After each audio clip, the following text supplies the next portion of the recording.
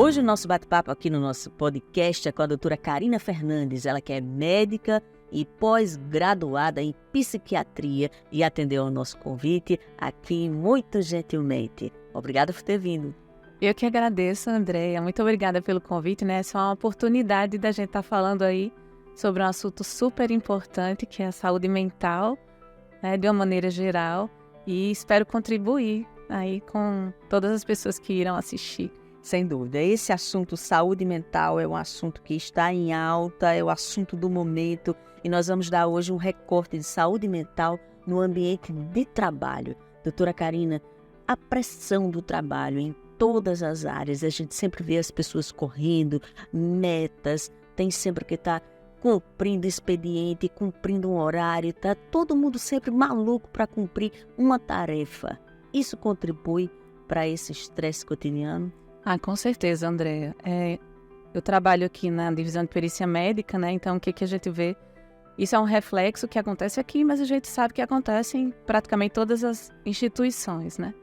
Esse excesso de cobrança, tanto das chefias às vezes, mas também pessoal, da própria pessoa com cumprimento de metas, isso desestrutura emocionalmente, principalmente as pessoas que já têm alguma predisposição para desenvolver alguma doença mental, né? A doença mental ela vai se manifestar tanto pela predisposição genética que cada indivíduo pode ter e também por fatores ambientais que estão relacionados também ao trabalho. Então, esse excesso de pressão e de cobrança, tanto externas quanto interna da pessoa, desencadeia ansiedade, pode levar a quadros de depressão, né? Principalmente quando essas metas são metas inalcançáveis, né? São metas que o indivíduo não consegue atingir e isso gera um grau de frustração muito grande e ele não vai conseguir resolver porque são metas inatingíveis e o excesso de cobrança vai desencadear a doença com certeza. Quando a gente fala em metas em todas as áreas, em todos os setores. O vendedor precisa vender mais, a pessoa da indústria precisa produzir mais. Então, a gente fala em metas em todos os setores. E quando se fala em fatores ambientais, quais são esses que a senhora está citando? E esses fatores ambientais é tudo que pode levar a esse aumento de estresse, né? Por exemplo, a realidade da insegurança que a gente vive no local onde a gente mora. Isso é um fator ambiental que eleva o estresse e aí pode desencadear a doença mental. Algum problema social, às vezes financeiro, algum problema, alguma tribulação com relação a endividamentos, alguma questão familiar, alguém, por exemplo, envolvido com droga ou coisa parecida. Também esse desajuste familiar pode desencadear. Então, todos esses fatores externos, estressantes, né? Às vezes uma doença, outra que a pessoa desenvolveu, coisas que em algum momento podem ser controláveis, outras vezes não, né? Fogem do alcance da pessoa. Depois da pandemia, as pessoas mudaram, adoeceram mais, ficaram mais sensíveis, ficou uma sequela? Com certeza, né? A pandemia foi um fator externo que veio grave para todo mundo, né? Às vezes até quem não tinha histórico de adoecimento mental, o fato do isolamento social, a gente sabe que é um fator importante para o adoecimento. O ser humano, as pessoas, elas precisam dessa socialização para se desenvolver. Isso é importante nas crianças, mas nos adultos também. E eu noto que a sequela foi geral, e aí eu chamo a atenção com relação às crianças, né? A gente precisa ter muito cuidado, um olhar especial para eles, porque eles passaram por esse tipo de isolamento numa fase de desenvolvimento importante. Então, a gente precisa estar atento a mudanças de comportamento, mudanças de interesse, né? Que se manifestaram tanto durante a pandemia como podem estar se manifestando somente agora, né? Nesse momento pós-pandemia. Até porque teve a questão de fase, de idade. Exato, e aí vai atingir mais ou menos também a depender dessa fase do desenvolvimento que a criança estivesse, né? Então, a gente percebe muito, inclusive no quantitativo de afastamentos do trabalho. Aqui no tribunal a gente nota que houve um aumento dos afastamentos por doença psíquica. E a gente nota que tem relação sim com o isolamento, com aquele que a gente sentia em pânico, né? Quando a gente descobriu a doença, a gente não entendia o que estava acontecendo, não sabia como tratar. Então a gente achava que a humanidade ia ser praticamente dizimada. Era no início que se pensava. E esse grau de estresse, né, foi tão intenso que também a gente percebe que desestruturou emocionalmente muita gente. E a perda de familiares, a perda de parentes. Isso, inclusive nós, né, amigos próximos, pessoas jovens, porque quando a gente ouvia falar às vezes que o idoso tinha falecido, a notícia era menos antinatural do que quando a gente via notícias, né, de crianças morrendo, de jovens em pleno momento, no auge da vida, às vezes realizando inúmeras, né, realizações e tudo com planos para o futuro, exato. Então, foi algo muito chocante. E sempre que a gente via alguém, né, as pessoas viam alguém da mesma faixa etária falecer por Covid, gerava aquela angústia, aquela sensação de que eu poderia estar nessa situação, né? E o que fazer para evitar, e a gente não sabia exatamente como se prevenir, né? Houve aquela loucura, tudo quanto era alimento, toda encomenda que chegava em casa tinha que passar álcool, né? A gente tinha que ficar de máscara o tempo todo, às vezes umas máscaras que prejudicavam, inclusive, dificultavam a nossa respiração. Assim, foi um momento realmente aterrorizante. E isso ainda deixa uma herança. Deixa sim. E aí a gente precisa olhar com atenção, se perceber, né, nas nossas mudanças de comportamento, no nosso comportamento um pouco mais ansioso, mais irritado, e entender que a gente precisa de ajuda. E pedir ajuda é importante. Doutora Karina, ainda falando da pandemia, a pandemia também deixou uma outra questão que não fazia parte da nossa realidade, que se chama o teletrabalho. Sim. E o trabalho à distância como um todo, seja a modalidade que for. Isso afasta as pessoas, tira as pessoas do ambiente de trabalho, tira as pessoas daquela relação umas com as outras. Isso também impacta? Impacta sim. Tanto é que, por exemplo, para a avaliação do teletrabalho, a gente faz, inclusive, uma avaliação de contraindicação. Ou seja, quando o processo chegaria para a gente avaliar, a gente precisa ver se aquele indivíduo não já teve um histórico, às vezes, de algum adoecimento psíquico que contraindicasse esse isolamento. Porque, para alguns casos, esse afastamento pode até ser positivo, mas em outros ele pode ser prejudicial, né? Então, a gente precisa fazer essa análise individual de cada caso para avaliar se isso seria benéfico ou não para o indivíduo quando se trata de saúde mental. Porque, de alguma forma, ele deixa de se relacionar. Exato. E perde aquele contato com um chefe, com um colega que pode identificar aquela angústia, pode identificar... E, além disso, a própria socialização é importante para a saúde mental do indivíduo, né? Tanto é que a gente, quando pensa, o que eu posso fazer para melhorar a minha qualidade de saúde mental? Sair um pouco, conversar com os amigos, às vezes aquele famoso desabafo, né? Que muitas vezes a gente faz com um colega de trabalho. Isso. No ambiente de trabalho não é só o trabalho em si, né? Não é só a produção em si, mas existe esse relacionamento social, que às vezes a gente está com um problema, chega ali, conversa com um colega e a gente já se sente melhor, né? Quando a pessoa está num isolamento, ela perde isso. Os aniversários. Exato, as confraternizações, né? Que são importantes, inclusive, que sejam estimuladas pelas chefias, né? É importante que o servidor, quando vem trabalhar, ele se sinta pertença, ele se sinta acolhido. Isso, inclusive, aumenta a produtividade. Ele se sente motivado a trabalhar. Melhora a saúde mental. Melhora a saúde mental, diminui a quantidade de afastamentos, né? Por doença mental. Então, é um ciclo do bem, digamos assim. Promover essa socialização no ambiente de trabalho é importante.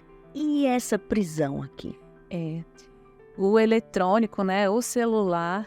É uma coisa que a gente precisa ver com muito cuidado. É uma ferramenta excelente que veio para dar agilidade a uma série de processos, né, de trabalho, mesmo resolver questões de vida pessoal. Ajuda muito, mas ele, às vezes, em excesso, pode transformar a gente quase num zumbi.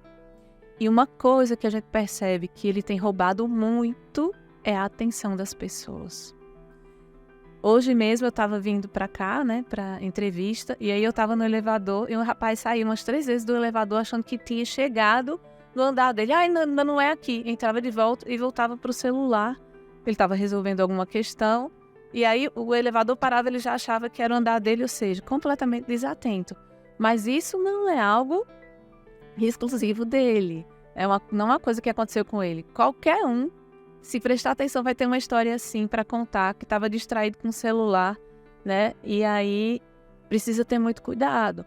Se você não for capaz de sozinho, às vezes, controlar esse tempo de tela, às vezes coloca um bloqueio. Tem vários programas aí que você consegue limitar esse tempo de uso do celular, porque isso a gente ainda não sabe no futuro que vai repercutir com relação ao próprio envelhecimento cerebral, né, as funções de cognição, de memória a longo prazo. São múltiplos estímulos repetitivos, pequenos e rápidos que roubam a atenção. E, inclusive, roubam também o foco, né? Porque você começa a fazer uma tarefa, você tem que virar multitarefa.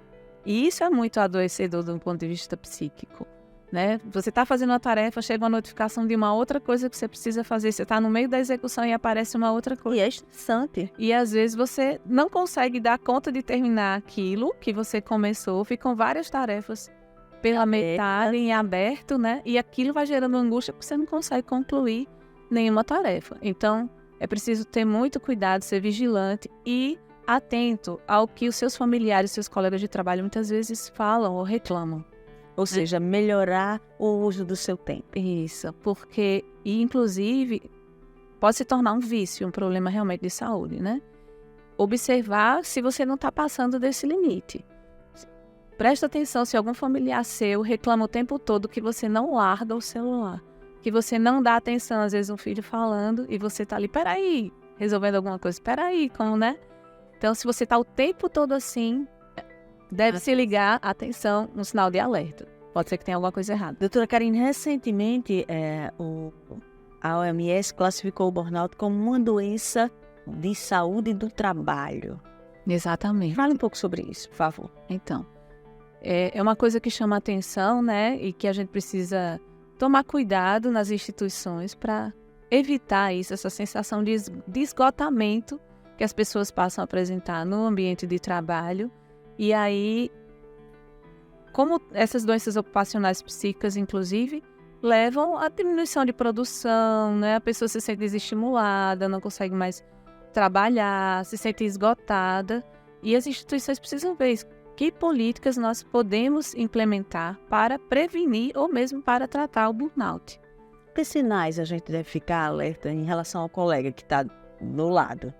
Com relação ao burnout, observar se ele está o tempo todo cansado, se ele se apresenta esgotado, se ele diz que não consegue mais, se ele se mostra desmotivado, desanimado, né, para trabalhar, ou se ele está muito desatento, cometendo erros que antes ele não cometia. Antes ele conseguia ter atenção, foco, mas agora ele já não tem mais. Você vai corrigir um trabalho, percebe vários erros que antes não existiam. Esse é um sinal de alerta, né? Que a pessoa tinha conseguia uma produção anteriormente e hoje não consegue mais. Então, algo está errado. E aí, é importante que o colega de trabalho chegue próximo dele, tente uma conversa, entender o que está acontecendo, se aquilo é decorrente de algo externo ou se está relacionado ao próprio trabalho. Se for, por exemplo, excesso de pressão, excesso de atividades que a pessoa tem que desenvolver, aquilo que eu tenho falado lá no início, né? De metas inalcançáveis, aquilo gera uma angústia e uma ansiedade tão grande, a pessoa não vai conseguir dar conta realmente daquela demanda. Então, isso vai adoecendo a pessoa de modo que nem aquela demanda que anteriormente ela conseguia fazer, ela já não consegue mais. Tão elevado o grau de estresse, de ansiedade, né? E, por consequência, do burnout para realizar aquele trabalho. Como diferenciar o burnout de uma ansiedade, de uma simples tristeza, de uma angústia, de uma depressão? Como fazer essa diferença? Olha só, a gente pode ter noção, né? Mediante essas coisas que eu já informei, principalmente quando é algo relacionado ao trabalho. Você pergunta para o colega de trabalho o que está acontecendo e se ele refere que é algo relacionado ao trabalho, a gente pensa mais em burnout. Mas é importante que esse diagnóstico ele seja feito tanto pelo médico do trabalho quanto pelo seu médico que te acompanha, o psiquiatra. Nas doenças psíquicas existe muito isso, assim, sintomas que se assemelham em várias síndromes, na síndrome ansiosa, na síndrome depressiva. E quem vai poder fazer esse diagnóstico corretamente é o profissional, né, médico qualificado para isso. Então, se você está tendo alguma questão de saúde mental, procure ajuda. aquilo que a gente falou antes, é importante conversar com um colega, se perceber diferente do que você era antes. Agora eu estou me sentindo mais cansado, desmotivado. Antes eu tinha vontade, aquela, né, alegria de trabalhar, hoje eu já não tenho mais. Se você não percebe alguma coisa desse sentido, o colega do trabalho é legal, mas é importante procurar ajuda, né? Procurar o psicólogo, procurar o psiquiatra, perder um pouco esse preconceito e procurar os profissionais de saúde, porque eles vão saber... Existe esse preconceito. Exatamente. Eles é que vão conseguir fazer o diagnóstico correto e, com isso, indicar o tratamento mais adequado, né? Esse preconceito é algo que agrava em muitas doenças mentais. Porque se elas são diagnosticadas como qualquer outra doença, né, um diabetes, a hipertensão, numa fase inicial de doença, o tratamento e recuperação da pessoa é muito mais fácil do que quando ela já se encontra numa fase que a gente chama de fase crônica, avançada. E muitas vezes esse retardo no início do tratamento se dá pelo preconceito. E tem um dado interessante, é que 1 em cada 4 pessoas, no decorrer da vida, em algum momento vai apresentar uma doença psíquica. Olha só como isso é alto. 25% da população, né? Em algum momento da vida vai apresentar alguma questão psíquica que vai precisar ser conduzida por um profissional. E se não for, algo que poderia ser tratado, resolvido, né? Ter uma melhora significativa de controle de sintoma e às vezes até cura em alguns casos, vai deixar de ser, porque aí já vai tratar numa fase crônica, às vezes muito mais complicada para tratar. Doutora Karine, e o papel da instituição? É importantíssimo, né? Instituindo políticas que possam ajudar a melhorar o ambiente de trabalho. Qualidade de vida. Qualidade de vida. E aqui no tribunal a gente tem, né, investido. A gestão nesse momento tem se mostrado bem interessada, né, nessa questão da prevenção de doenças, inclusive da saúde mental também. Então a gente tem o Provida, que trabalha essas questões, que é muito além de fazer ginástica laboral. A ginástica laboral faz parte, né? O atendimento psicológico que a gente presta aqui, as outras instituições também oferecem. Também é importante, mas também coisas sociais, né? Uma mostra artística, isso também faz parte da qualidade de vida no trabalho, investir nisso. Investir nessa socialização, como eu falei anteriormente, nas confraternizações, conscientizar as pessoas com palestras a respeito da importância de se perceberem e de procurarem o tratamento médico o quanto antes. As pessoas precisam conhecer o que é a doença mental para poder também procurar ajuda e se tratar. Uma atividade física. A atividade física é importante. Inclusive, a gente teve a corrida no passado, né? Exato. Isso é importante, sim, que todos os ambientes de trabalho fornecessem isso para o seu trabalhador, para o seu servidor, ia melhorar, com certeza, a qualidade de saúde no trabalho. Doutora Karine, muito obrigada por esses esclarecimentos. Foram muito úteis para a gente. Eu que agradeço. E a gente espera tê-la aqui mais uma vez com a gente. Obrigada. Muito obrigada. Obrigada.